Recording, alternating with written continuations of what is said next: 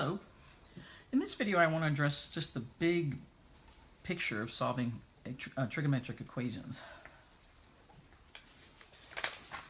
So here, the first thing you want to do is just look at it and see if you have stuff in your argument, or basically do you have just the angle all by itself. So if you have stuff other than just an angle that's very simple with a coefficient of 1, if you don't have that, then you want to do a substitution. So what I mean by that is something like this. Sine of 5x plus 2, that quantity equal to 0.76. All of that is complicated. If it were just 1x or x, then I would not have to do a substitution. But if you have anything other than that, you want to use a substitution. You want to let some other variable equal all of this. And then when you do, you reduce it down to sine of theta equal to 0.76. So you do a substitution if necessary. You also use algebra and or identities to isolate the trigonometric function until you get sine of theta equal to a number, cosine theta equal to a number, or tangent of theta equal to a number. So essentially this is the first goal, is to get this form right here. Okay. So as you can see here, when I did that substitution, I got there, sine of theta equal to a number. All right, that's the first step. So let's look at a few others of these where we look at either combinations or algebra or identities, that kind of thing. So here's another example where you use algebra. So I have cosine of just 1x, that's good, but I have a lot of other stuff cluttering it. So I have to use algebra. I'm going to multiply both sides by 5, then I'm going to add 4, and then I'm going to divide by 41. And finally, when I do all that, I get cosine of an angle equal to a number. And again, that's what I want. So let's keep going. Let's say you had this. Now here, it's a little bit more complicated. You have a second power, and then a first power, and a constant. So hopefully maybe you can see that, well, I can use some algebra. I can factor. So if we let v be tangent x, you can see this form 6v squared plus 7v plus 17. And then you bring everything to one side equal to 0, factor it, and then each factor has to be, set to 0. And then when you do that and solve, you get tangent of an angle, just 1x equal to a number, tangent of 1x equal to a number. So again, that's what you're going for to begin with, right? So you do all these little machinations for that. Sometimes you have to use the quadratic formula. Now in this one, it's actually a combination of identities and the quadratic formula. But let's say here I have sine and here I have cosine, so I have two different trig functions. That's a real tip-off to let you know you're going to need to use an identity, most likely. And not only that, this one's to the second power, and this function is just to the first power. So I go ahead and use the identity that sine squared is the same thing as 1 minus cosine squared, and now at least I have only one function, cosine x, but I still have to the second power and then the first power and then some constants. So I bring everything to one side, set it equal to 0. When I try to factor it, and if you try whatever combinations, you realize I can't factor that. So then you use the quadratic formula, and when you do, you get that cosine x is equal to either this or this, right? And there's the numbers. So again, all of that was so that you would get to sine, cosine, or tangent equal to a number, right? So I'm showing you different things. Sometimes it's algebra. Sometimes it's identities. So here's one with identities. Secant theta equals 7.4. I use the identity, the reciprocal identity for a secant. Get 1 over cosine, then I multiply both sides by cosine, and then I divide by 7.4, until finally I get cosine of an angle equal to a number. Here's another use of identities. Again, how do I recognize it? Well, I have two different functions, and this one is a single angle, and this is a double angle. So again, most likely I'm going to have to use an identity. So cosine 2x is the same thing as 1 minus 2 sine squared x. I went for that form of the cosine 2x, because there's 3 forms, because I saw a sine function here, so I want this to be in sine. So now I have all sine functions, but this is the second power, this is the first power. So again, you want to move everything to one side equal to 0 and see if you could factor it or use the quadratic formula. In this case, it was factorable, and here I got either sine x is 0 or 2 sine x minus 1 is 0, which leads me to sine x equal to this number or sine x equal to that number. Right? Sometimes you have to do more than one thing. Like here I have to do a substitution, and then I'm still going to have algebra. So if I let t be x over 2, I get this now, which is a little bit easier to work with. And now I use algebra. I add 1 to both sides, then divide by 5. And again, I get to cosine of just a simple angle equal to a number. Right? So you can see this is the strategy at first. This is the beginning of it, the first 2 steps. So here I have 2 different functions, and they're both to the second power. So I want to use an identity first. So I use that sine squared is 1 minus cosine squared. So now I'm all with in cosines, and they're also squared. So I move the cosine squared together. So I have 2 cosine squared equal to 2. And then I start using algebra to take, undo the square root. And then I finally get to cosine of an angle equal to a number, that kind of thing. So again, that's your first goal in these first 2 steps. So that's the big deal here. Use algebra, use substitution, use identities.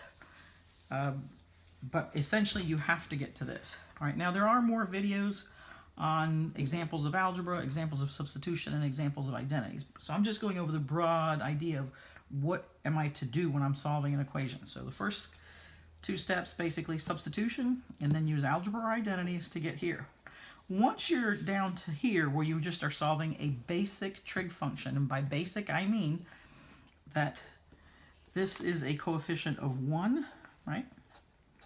And this is also a coefficient of 1, and then you just have a number over here. That's what I mean, okay? So then, once you get to that point, you're going to find your first solution using your calculator. So that's just taking the inverse. So let's take a look at that. So like here, we're in this first example I showed you.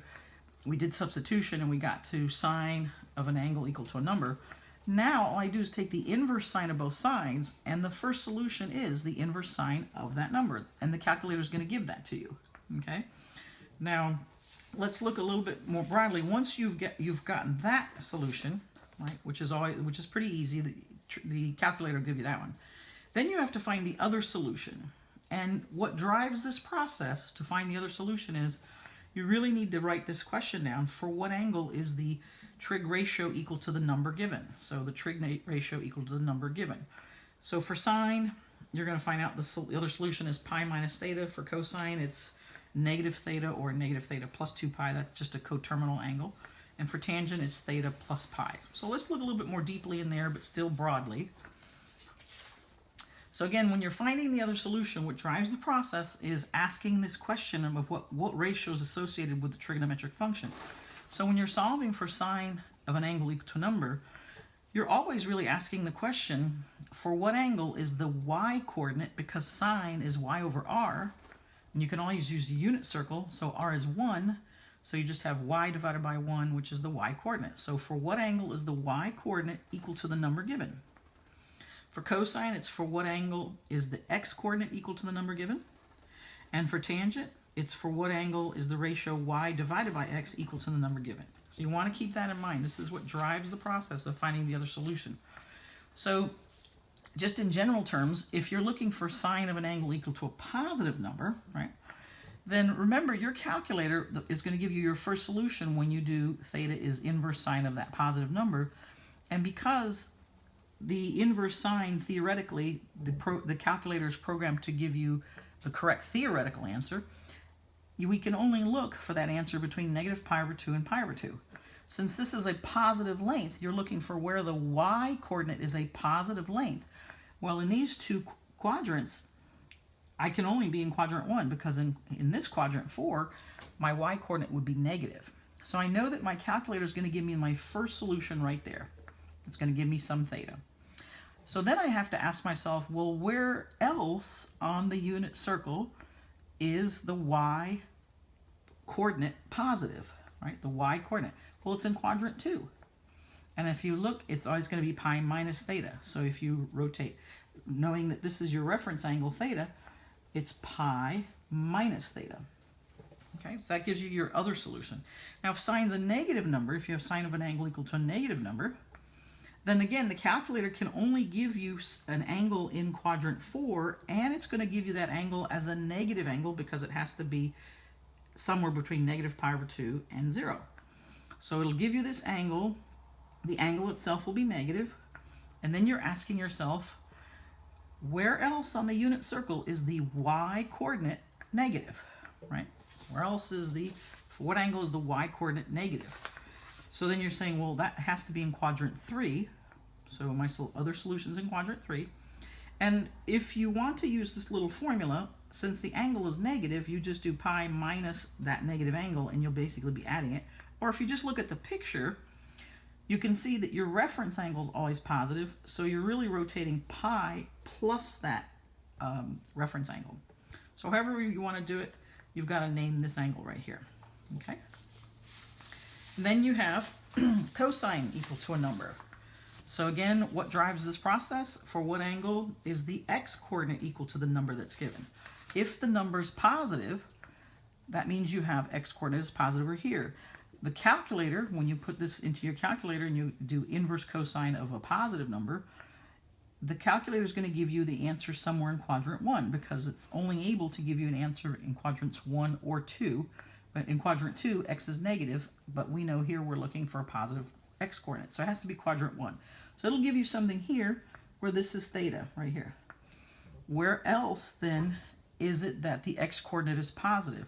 Well, in quadrant 4. So your other solution is over here, the same rotation, but in the negative direction. So it's just negative theta. Now, a lot of times books, there's nothing wrong with negative theta. It's totally fine. But a lot of times books will give you the coterminal angle, which is 2 pi minus theta. They like to give it to you that way.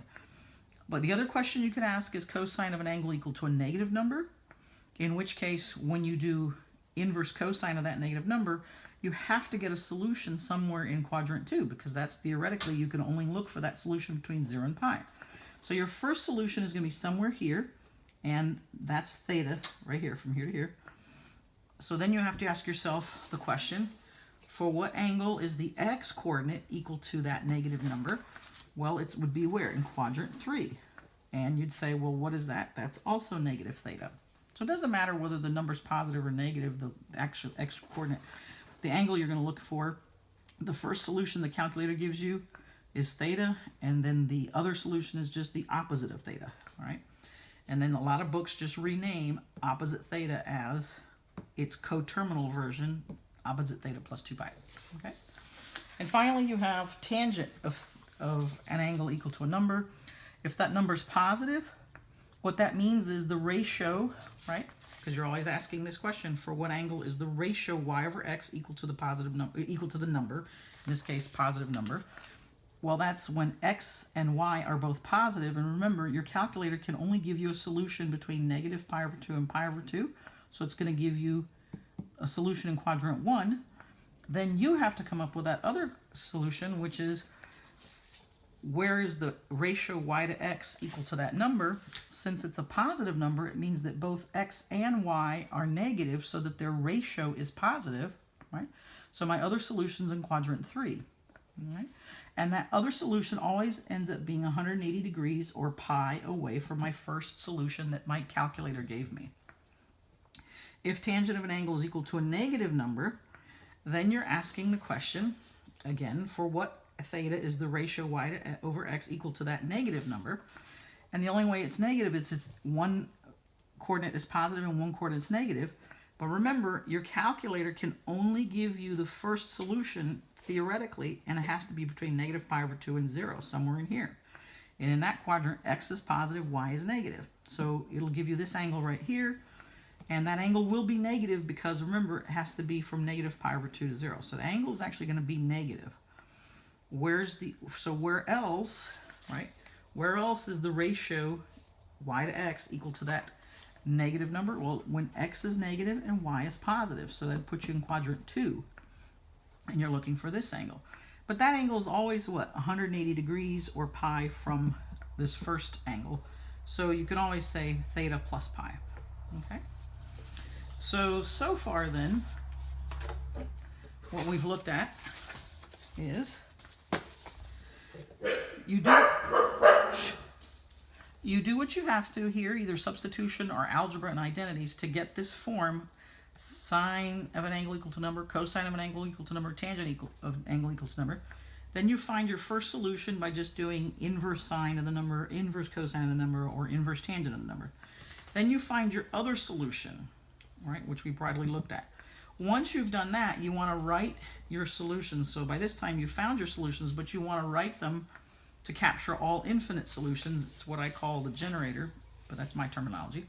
And so that's going to be theta plus some k, where k is an integer, right, times the distance between two consecutive solutions. Now there is a specific video just on that. So you do that. And then finally, if you have to resubstitute because you substituted in step 1, you want to resubstitute and solve for the variable that's given. So for example, let's take a look what that one is.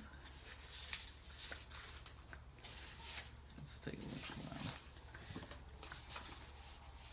So for example, in this here, where I did a substitution, right? I solved for the angle itself. So I found the calculator angle, the first one. Then I found the other solution. So basically I have these two. All the solutions coming from here are here, and all the solutions coming from the other angle are right here. Here's the infinite solutions, and now I'm resubstituting. So that means I go back and say, well, but I let theta be 5x plus 2. So now I go in and I say 5x plus 2 is equal to this, 5x plus 2 is equal to that, and I solve for x. So I subtract 2. Now when I subtract 2, I only subtract it from this number. Otherwise I'll be subtracting it twice, and actually these aren't like terms. So the 2 is a like term with the constant here. And then divide by 5. So there you go. And by the way, just a real quick note here. This is a place where a lot of students make mistakes if they're doing a substitution. A lot of times they'll just find this angle, right, the calculator angle, and then the other angle. And then they'll do this substitution and tack on 2k pi somewhere here. And when they do that, this coefficient is not going to affect the 2k pi because you won't be dividing by it. You're tacking it on at the end. This idea of finding infinite solutions has to come before you resubstitute. Okay? And then once you resubstitute, these are your generators for that particular equation.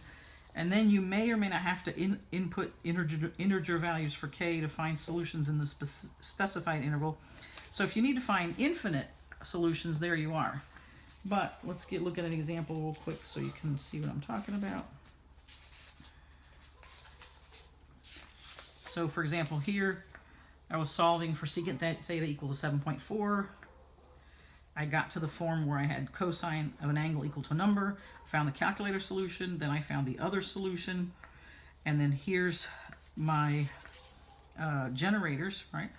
But it could be that I'm being asked to find specific values. So here's my two generators, and here they are again, solving this equation. I may have been asked instead to just find the solutions that are within this interval, negative pi to 2 pi, which is about negative 3.14 to about 6.28, in which case now I have to start inputting values of k, integer values of k, and seeing what solutions I get. I think my cat's going to help us out. Sorry, buddy. So here I plug in k equal -1, and when I do, I actually get a number that's less than negative pi, so I don't have to go any further. I don't have to do k equal -2 or -3. But then I go forward, k equals 0, 1.4352 is in this interval. Then when I do k equal 1, I've already overshot 6.28. So this was the only solution from this generator. Then from this generator, I tried k equal -2, and I was already beyond negative 3.14. When I tried -1, I was within the interval. When I tried 0, I was within the interval. Then when I tried 1, I overshot it beyond 6.28. So here are the steps again. And the only other thing I'm going to do is sort of leaf through the examples that I gave you, because you are probably going to want to come back and watch this video more than once, my guess. And you might want to try some of these problems after you watch specific videos on finding the other solution, writing infinite solutions, and substituting, and that sort of thing. Okay. So these are the steps you want to do. And let me just show you, just if you want to practice and you were to solve that, that's what I got. You could pause the video later on. Here's this one.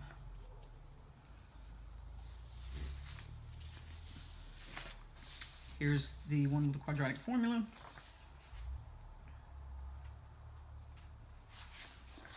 And here's the actual final answers for that.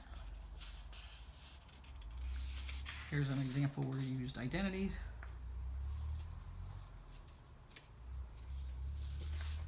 Here's an example where you used identities and substitution, or I'm sorry, substitution and algebra.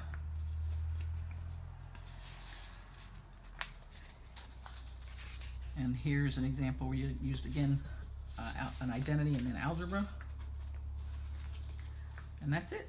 Thanks so much for listening.